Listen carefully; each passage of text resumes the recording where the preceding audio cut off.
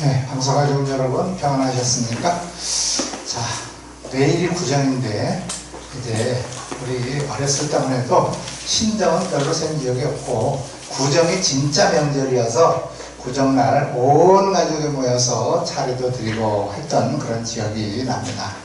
이제 요즘은 구정보다도 신정을 많이 이렇게 지키고 보내고 하는 경향이 많아졌지만 어쨌든 우리 고유의 명절은 아직까지도 구정입니다. 그래서 많은 분들이 이제 고향도 가고 이렇게 하는 것을 볼 수 있습니다. 어쨌든 2018년 새해가 시작된 지는 벌써 한 달이 지났지만 구정으로 따지면 이제 새해를 맞게 됩니다. 자, 그래서 이제 새해를 맞는 우리들에게 하나님께서 어떤 사람에게 복을 주시는가 하는 것에 대하여 말씀을 드리도록 하겠습니다. 오늘 은혜 받으실 하나님의 말씀은 시편 1편 말씀입니다. 복 있는 사람은 악인의 꾀를 쫓지 아니하며 죄인의 길에 서지 아니하며 오만한 자의 자리에 앉지 아니하고 오직 여호와의 율법을 즐거워하여 그 율법을 주야로 묵상하는 자로다. 저는 시냇가에 심은 나무가 시절을 쫓아 과실을 맺으며 그 잎사귀가 마르지 아니함 같으니 그 행사가 다 형통하리로다. 악인은 그렇지 않으며 오직 바람에 나는 겨와 같도다. 그러므로 악인이 심판을 견디지 못하며 죄인이 의인의 회중에 들지 못하리로다. 대저 의인의 일은 여호와께서 인정하시나 악인의 일은 망하리로다. 아멘. 구정을 맞이하여 이제 복 있는 사람이 어떤 사람인가 하는 말씀을 드리도록 하겠습니다. 우리 사람들이 인생 살다 보면 내가 원하고 내가 바라던 일들이 술술 잘 풀려나가는 경우도 있지만 또는 계획했던 일이 제대로 되지 않고 잘 풀리지 않고 하는 일마다 막히고 이래서 고통을 당하는 때도 있습니다. 자, 형통하는 사람은 우리가 반드시 성공한 사람 같다 하여서 그가 과연 성공한 사람인지 또는 현재 불통하다고 하여 그가 과연 진짜 불통한 사람인지 하는 것은 지금 보고 평가해서는 안 된다고 하는 것을 우리가 먼저 말씀을 드립니다. 반드시 우리가 실패한 인생을 살았는지 형통하고 복된 인생을 살았는지 하는 것은 결국은 우리 인생이 끝나고 하나님의 심판대 앞에 하나님 앞에 섰을 때에 하나님께서 판단하신다 하는 것도 우리는 잘 알고 있습니다. 자, 본문은 우리가 다 암송할 만한 그러한 이제 유명한 말씀이죠. 그 말씀 중에 이제 믿는 자나 믿지 않는 자나 다 공통적으로 정말로 좋아하는 말씀 하나가 있는데 그것은 바로 그 행사가 다 형통하리로다. 아멘. 이 말씀입니다. 다른 말로 표현하면 만사형통이라고 할 수 있겠죠. 만사형통 싫어할 사람이 이 세상에 어디 누가 있겠습니까? 다 만사형통하고 싶을 것입니다. 자, 그래서 너라 할 것 없이 우리는 모두 다 이 땅에서 만사형통한 꽃길을 걷고 싶어 하죠. 형통한 삶을 살기 위해서는 이제 하나님께서 오늘 본문에서 전제 조건을 우리에게 제시해주고 계십니다. 자, 형통하기 위하여 보면은 크게 세 가지를 말씀하고 계시는데 이 말씀을 잘 듣고 우리가 상고하여서 금년 한 해도 형통한 삶을 보내는 여러분들이 다 되시기를 주님의 이름으로 축복합니다. 아멘. 자, 형통하기 위해서 첫 번째 1절에 보니까 복이 있는 사람은 악인의 꾀를 쫓지 아니하며 라고 되어 있습니다. 악인의 꾀를 쫓지 말아야 되겠습니다. 자, 그래서 악인이라고 하는 것은 무엇을 의미하느냐, 우리가 사람과 하나님 앞에서 도덕성이 예배된 사람, 이걸 보고 악인이라고 우리가 표현할 수가 있을 것입니다. 뭐 꼭 살인 강도짓을 해서 악인이 아니고, 그래서도 물론 그들도 악인이긴 하지만 정말로 이 사회의 도덕성이 얼마나 땅에 떨어졌는지 모릅니다. 요즘은 어른 아이도 없습니다. 모르는 사람은요, 제가 나이가 70이 가까운 사람인데 중학생한테도 모르면 반말 절대 못합니다. 중학생 정도 되는 나이한테도 처음에 만나서 대화할 때 반말했다가는요 봉변당하기 딱 13입니다.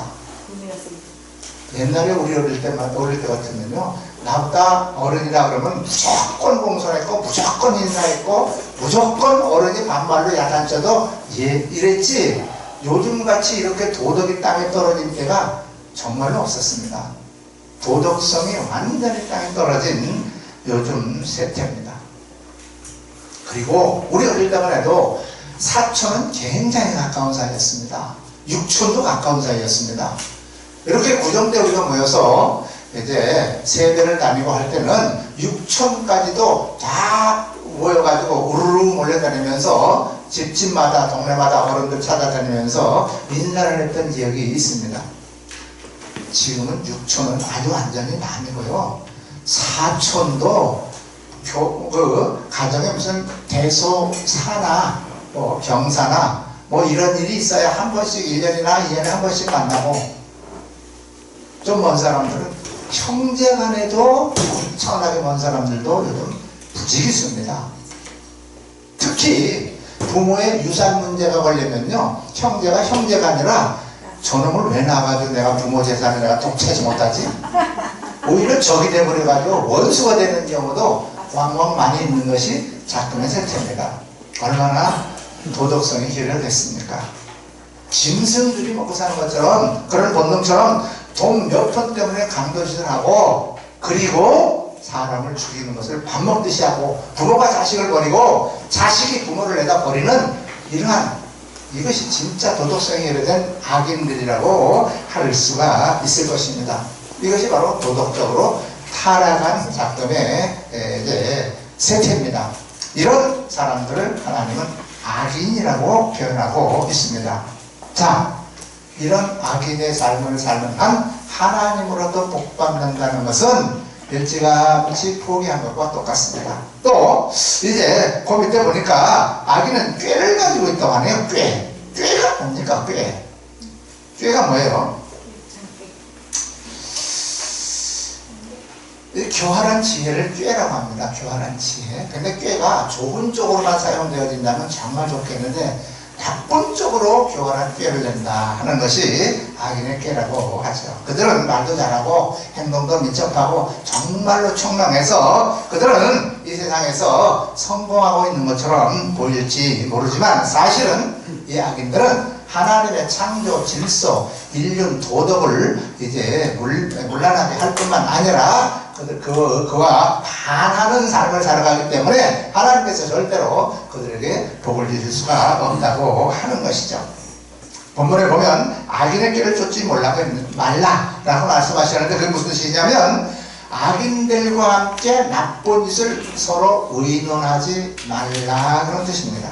동행하거나 함께 일하지 말라, 그런 의미입니다. 악인과 타협하고 하나님의 일을 방해하고 회방하는 사람들과 동행한다는 것은 하나님 앞에서 내가 형통하기를 포기한 것과 똑같기 때문에, 여러분들이 정말로 형통한 삶을 금년 안에 보내고자 하시면 악인의 꾀를 따라가지 말라라고 하신 하나님의 말씀대로 순종하여 그들과 버타거나 짝하는 일을 버려야 할 줄 믿습니다. 아멘. 악인은 간사해서요, 꾀도 많고 말과 행위도 민첩하여 사람들 보기에는 일시적으로는 성공한 것처럼 보이고 꽃길처럼 보이지만, 그러나 6절 끝에 보니까 뭐라 그래요? 악인의 일은 반드시 그 끝에 망한다, 이렇게 말씀하고 있습니다. 또 4절에 보니까 악인의 길을 바람에 나는 겨와 같다, 이렇게 말씀하고 있습니다. 이것이 아주 굉장히 무서운 말씀입니다. 겨는요, 쭉정이를 의미합니다. 농사 지어본 분들은 다 압니다. 그러나 요즘 젊으신 분들은 농사를 지어보지 않아서 쭉정이가 뭔지 잘 모를 거예요. 어르신들은 다 아세요. 가을에 추수를 해가지고 이제 탈곡하기 전에 바람을 휘 불면서 그 위에다 이렇게 떨어뜨립니다. 그러면 바람에 안에 알곡이 들어있지 않은 쭉정이는 바람이 불면 날아가 버립니다. 그리고 밑에 무거운 알곡이 꽉 찬 것만 떨어지는 것을 알곡으로 모아서 창고에 드립니다. 쭉정이 바깥으로 떨어진 것들은 긁어 모아가지고 불태워 버립니다. 하나님께서 오늘 이것을 말씀하고 계십니다. 바람에 나는 겨, 알곡의 창고에 들어가지 못한다고 하는 것을 말씀하고 있는 것이죠. 그래서 이 악인은 절대로 하나님 나라 천국에 가기가 하늘의 별따기다 하는 것을 오늘 경고의 말씀으로 해주고 있습니다. 자, 그러므로 저와 여러분들은 이 악인의 길에서 빨리 떠날 뿐만 아니라 악인의 꾀를 따라서 그들과 도모하거나 그들과 함께하지 말라 하는 경고의 말씀을 우리가 받아들여서 반드시 실천해야 될 줄 믿습니다. 자, 이제 두 번째는 죄인의 길에 서지 아니하고 죄인의 길에 서지 아니하며 라고 되어 있죠. 죄인의 길은 무슨 길입니까? 반역의 길입니다. 죄라고 하는 것은요, 여러분이 잘 아시다시피 관역을 빗나간 것을 죄라고 하죠. 자, 화살을 쐈는데 관역에 딱 맞아야 되는 화살이 옆으로 빗나갔거나 넘어갔거나 또는 미치지 못하여 관역에 맞지 않은 상태, 이것을 죄라고 말하고 있죠. 자, 이 길은 이제 반역자의 길이다 라고 말씀하고 있습니다. 그리고 불법자의 길이고 불순종한 자의 길이고 배신자의 길이다. 이것이 바로 죄인의 길이라고 하는 것입니다. 자, 대표적인 사람이 누가 있을까요? 하나님의 뜻을 못 미친 자는 한 달란트 받은 자. 배신자의 길은 가론 유다. 불순종한 길은 여러분이 잘 아는 구약시대 발람 선지자 같은 사람. 불법자의 길이다. 이것은 가인과 같은 사람. 그런 사람을 우리가 대표적으로 우리가 생각해 볼 수가 있을 것입니다. 저와 여러분은 이런 죄인의 길에서 떠나야 될 줄 믿습니다. 자, 그리고 세 번째는 오만한 자의 자리에 앉지 아니하고 라고 되어 있습니다. 오만하다라고 하는 것은 무엇일까요? 오만한다. 이것은 이제 교만한 것을 오만하다라고 표현하고 있습니다. 오만한 자리에 앉게 되면요, 하나님을 나중에는 결국은 대적하게 되어서 결국은 멸망자가 되어버립니다. 이 순서가 참 중요합니다. 처음에는 악인의 길을 쫓지 말라고 합니다. 악인의 길을 쫓는 사람은 반드시 죄인의 길로 들어서게 되고, 죄인의 길에 들어서게 된 사람은 반드시 오만한 자의 자리에 앉게 되기 때문에 하나님이 말씀하고 계시는 것입니다. 자, 오만한 사람은요, 자기 자신을 절대화시키고 내가 최고라고 합니다. 독선과 이기주의로 사는 사람을 오만한 사람이라고 표현합니다. 자, 쉽게 말씀드릴까요? 여성분들도 계시고 남성분들도 계시는데, 여성분들에게서 특히 나한테 무조건 맞추려 합니다. 나한테 무조건 맞춰. 당신은 틀렸으니까 무조건 나한테 맞춰. 남자들도 마찬가지죠. 당신은 틀렸으니까 무조건 나한테 맞춰. 이게 오만한 것입니다. 둘째, 다른 사람도 나한테 맞춰라. 너는 틀렸어. 내 기준에 맞춰라. 이게 오만한 사람입니다. 나아가서는 교회에서 목사도 나한테 맞춰라. 목사도 나한테 맞춰라. 이런 사람들 꽤 있습니다. 여러분들이 많이 목사님들 모여 계시지만 여러분들 성도 중에도 나한테 맞추라고 하는 성도가 있을 겁니다. 그런 사람들 꽤 많습니다. 굉장히 오만합니다. 나아가서는 어떻게 말하는 줄 알아요? 하나님도 나한테 맞춰라. 하나님을 내 뜻대로 종처럼 부려먹으려고 하는 이런 오만한 자의 자리에 앉게 된다고 하는 것입니다. 어떻습니까? 저와 여러분이 거기에 해당되지 않는가 한번 잘 생각해 보시기 바랍니다. 많은 사람들이 하나님을 내 뜻에 맞추려고 해요. 하나님 보고 내 뜻에 맞춰달라고 요구를 합니다. 굉장히 오만한 사람들입니다. 저는 여러분들에게 감히 말합니다. 무슨 목표를 세우고 있죠? 금년 여러분 무슨 목표 다 세워놨죠? 저는 목표가 없습니다. 목표를 세워놓지 않습니다. 왜요? 하나님이 인도하시고 시키는 대로 할 뿐입니다. 저는 목표라는 것을 세워본 적이 없습니다. 하나님이 가라 하면 가고 오라 하면 오고 하라 하면 하고 하지 말라 하면 안 한다는 그런 신앙을 가지고 있지, 내가 목표를 세워놓고 하나님 내가 이렇게 할 거니까 이렇게 도와주세요, 그런 기도 해본 적 한 번도 없습니다. 왜 그럴까요? 내가 하나님에게 맞춰야지 하나님을 나한테 갖다 맞추려고 하는 것이 엄청난 오만한 사람이라고 하는 것입니다. 그렇게 오만한 사람은 하나님에게 복받을 생각하지 말라고 말입니다. 이해가셨습니까?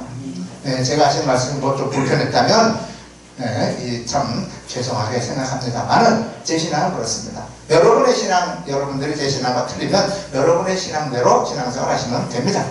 자, 그러면서 이제 하지 말라 하는 것을 세 가지를 1절에 말씀하고 계시죠. 그리고 2절에 보면 이제 두 가지를 하라고 하는 게 나옵니다.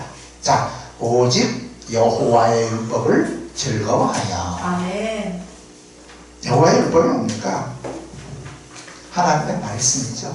하나님의 말씀을 좋아하고 사랑해야 한다 하는 것을 말씀하고 있죠. 좋아한다는 말씀, 사랑한다, 그리고 관심을 갖는다, 가까이 한다, 뭐 이런 의미라고 할 것입니다. 하나님의 말씀을 가까이 하고 늘 묵상해야 된다라고 하는 것을 그 뒤에 말씀합니다.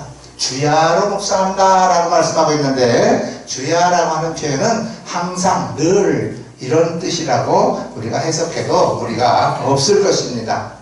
자, 고난의 때에 또는 우리가 어려움을 당했을 때는 하나님의 말씀을 더 많이 묵상하고 가까이 하지만, 뭐가 형통하고 잘 나가면 좀 멀어지는 경향이 있는 것이 우리들의 생리입니다.